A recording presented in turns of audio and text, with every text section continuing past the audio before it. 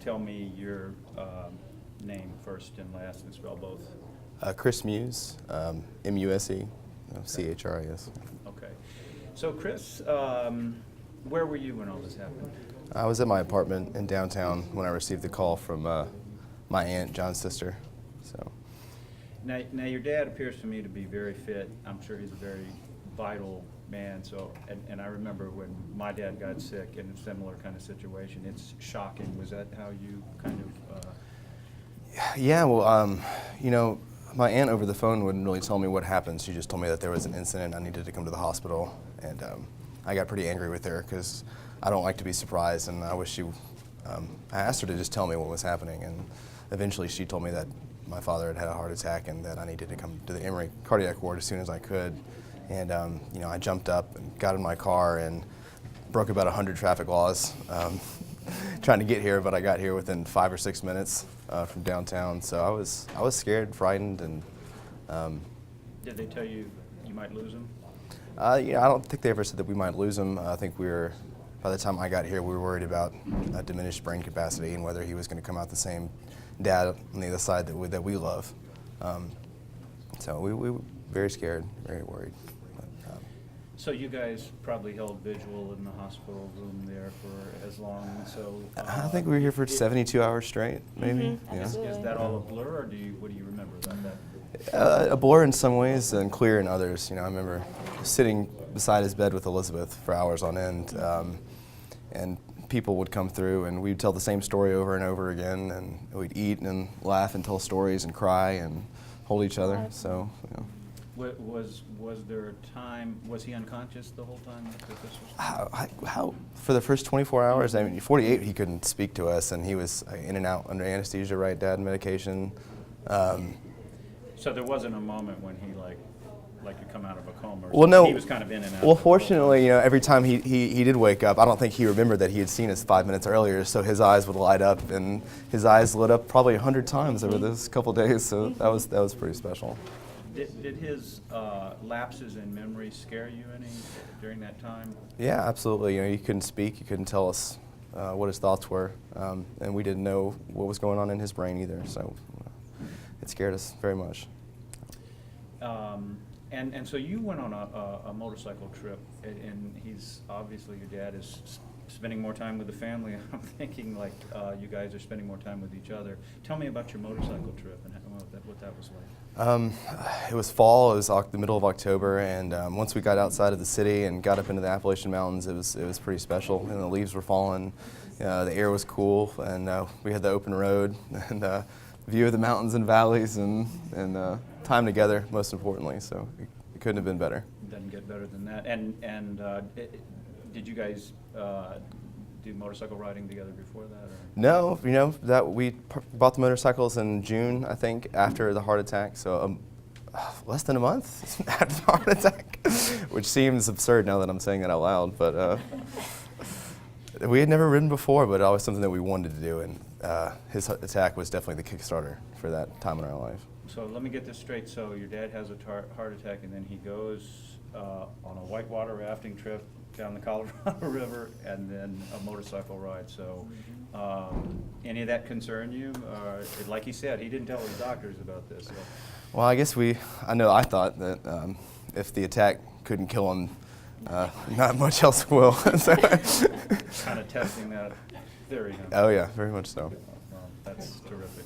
Well, I won't keep you guys any longer. I really appreciate you talking Thank to you. me. Thank you you. very much. Thank you.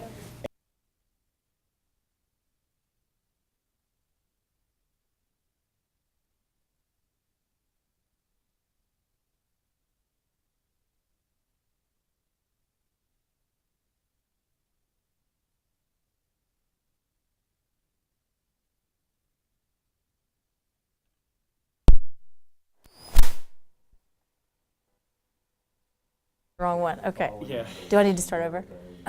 We did the Carrie Muse thing. I got that. You got that? But I want to get to where were you? Yes. crossing over? I was, at the time, I was working part-time in a showroom downtown in the apparel mart. I also work part-time for my husband. I pay his bills and make sure payroll happens and that stuff. But at the time I was working downtown, and first my office manager called me on my cell and didn't leave a message. I thought, okay, that's kind of strange. So I went out in the hall, called back, and Ann, our nurse, picked up the phone. And in a very calm, collected manner, she said, "Carrie, this is Ann. Dr. Muse started feeling poorly, so we're at Emory. You need to get in the car and drive down here right now. Or come on." She was so calm. She didn't tell me anything, any details about what had happened. But of course, I've imagined the worst. But my husband's so healthy otherwise. I mean, he was running marathons, and he could play 18 holes of golf like it was nothing. The big factor he had always was stress. By the time I got to the ER, they had already taken him out of into the cath lab. I guess they were doing the procedure, and some nice young woman, I don't even know who she was, took me by the hand and led me through the hospital till she found out where he was, and then took me to a waiting room. And from that point on, everybody that touched me was just wonderful. The staff was they were right behind me. I think I had already gotten here, but it was, I think every spouse or family member's nightmare. I mean, and when I didn't see him until he was already in the ICU and all ventilated, and they had started the cooling process. It was pretty emotional. I mean, I thought that can't possibly be my husband lying there in that bed with that ventilator. And and from the beginning, it was touch and go that they were able to. When I heard that it took 5 or 6 shots to bring him back, I thought, what's ahead? What's it going to be like when he recovers? Will he recover? And how will he be? And knowing my husband that he wouldn't be happy being less than the person that he went into it with. But grateful to be alive, of course. But Well, I mean, we're the same age, and one of the things that struck me is how something like this could befall anybody at any time. And yeah. You think you're dodging the bullet because you're healthy, you're living a good life, and genetics or whatever. And so, obviously this has changed your family in some respects, maybe in profound ways. Some pretty profound ways, I think. I think if knowing that you really truly lost somebody and that they came back or brought back thanks to this wonderful facility here, you don't take anything for granted, and you don't take tomorrow for granted. You don't take 2 hours from now for granted, and you certainly try not to take each other for granted anymore. And it was a real important for him to realize how overextended he was with the extracurricular stress in his life.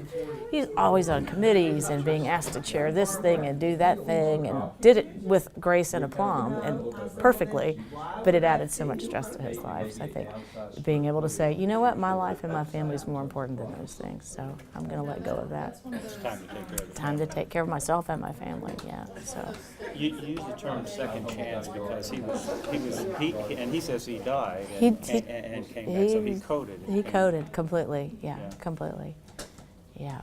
And were you there when that happened? I was not. I was on my way to the hospital from downtown when that all happened. So by the time I got here, that had already happened, and they were already putting the stent in, as I understand it. And I think I actually walked right by the room where they were looking at him, where they were viewing the procedure, because the person that was trying to help me find where he was at that point said, "Oh, wait a minute," and shut the door. But everybody was, yeah. So when you got there, it sounds like it was very tentative. It was at that point, right? At that point, it was tenuous. It was they were putting in the stent. So so that's when they took me to a nice little private waiting area, and then the staff joined me there, and someone came in to tell me, we were able to get the stent in. He was without, I guess, because of the code, we won't have any idea what his recovery is going to be like. I don't think I really believed that he was alive until they got him situated in the ICU, and it took him a while because he was fighting, and then they were, doing all that.